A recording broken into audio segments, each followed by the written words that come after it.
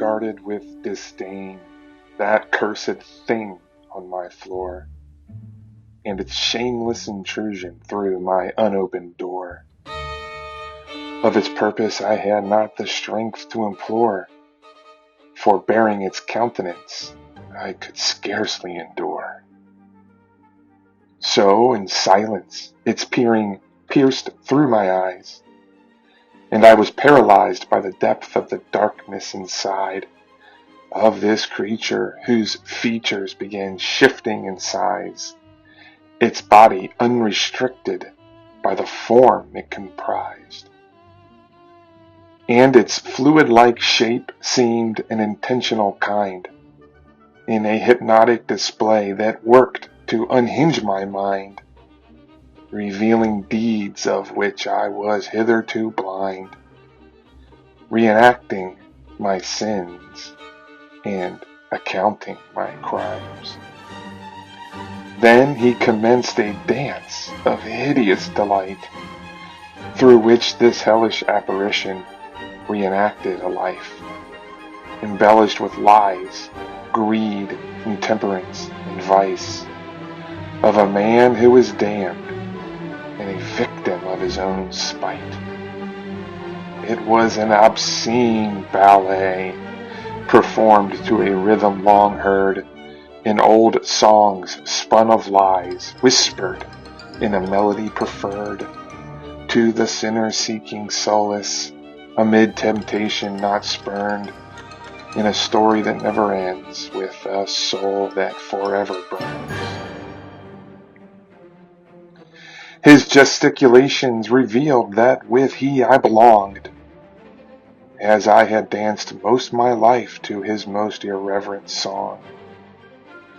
And to protest this fact would be utterly wrong, for my choice had been lived my entire life long, and my heart became filled to the brim with despair as I turned toward the faces of kindred who were there, and of my apparition observed them unable to care, for its presence herein they remained unaware. Instead, their eyes revealed multitudinous fears.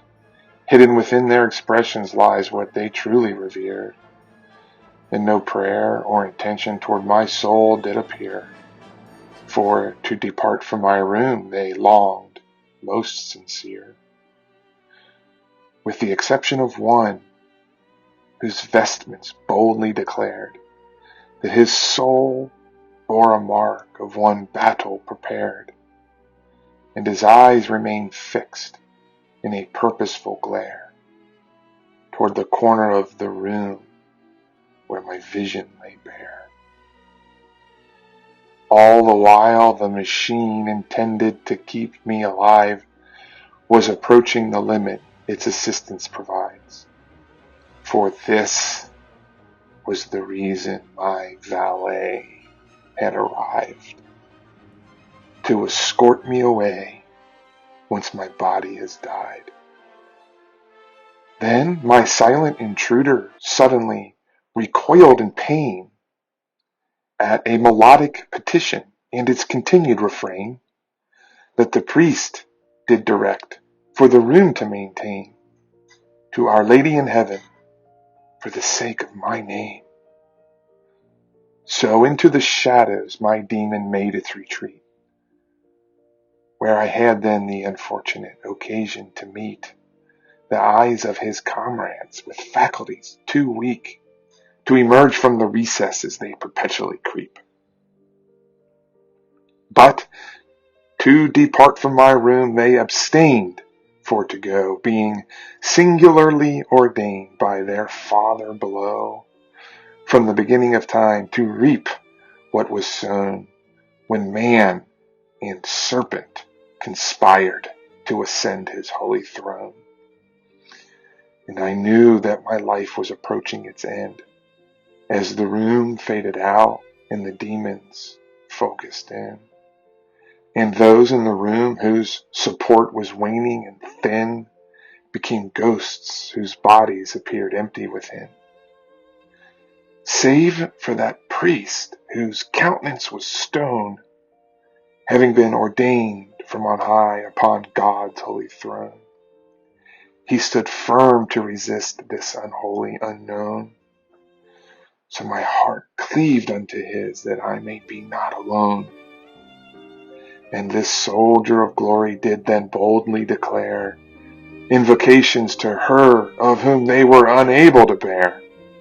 And they writhed in misery at the sound of his prayer, when he petitioned Our Lady to unfetter my snare. And he continued in a voice that transformed into light.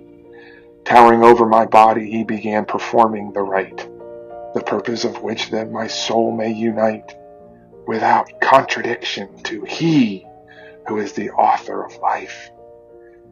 And he did not abstain from his prayer to recite, while my soul loosened its grip on the material rights it hitherto had claimed as required for life, my atoms being loosed from the form they comprise.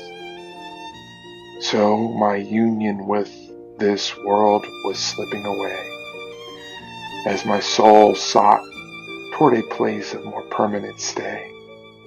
But before I was gone, the priest in a whisper did say, seek unto our Lord by reciting his name. So I closed up my eyes and breathed in my last breath, as I directed my will toward the destroyer of death, and pleaded his forgiveness for my life of excess, and declared, Jesus, my Lord, unto thee I confess.